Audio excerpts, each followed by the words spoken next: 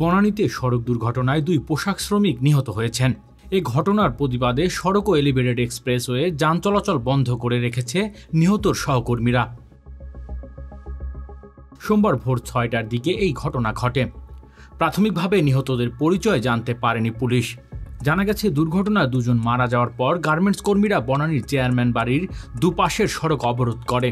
এতে ঢাকা ময়মনসিংহ মহাসড়কের 2 পাশে যান চলাচল বন্ধ হয়ে যায়। গার্মেন্টস কর্মীরা এলিভেটেড এক্সপ্রেসওয়ের বনানীতে নামার র্যাপওয়ে বন্ধ করে রেখেছে। ফলে বনানীগামী যানবাহনগুলো এক্সপ্রেসওয়ে থেকে নামতে পারছে না। এতে পুরো এক্সপ্রেসওয়েতে তীব্র যানজট দেখা দিয়েছে। এতে করে শিক্ষার্থী, রোগী ও জরুরি বিভাগের লোকজন সহ হাজার হাজার মানুষ আটকা পড়েছেন। ঘটনাস্থলে পুলিশ পৌঁছে পরিস্থিতি নিয়ন্ত্রণের চেষ্টা চালিয়ে যাচ্ছে।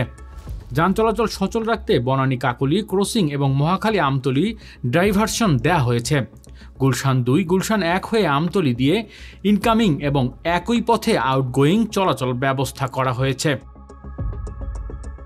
Desk report, metro TV.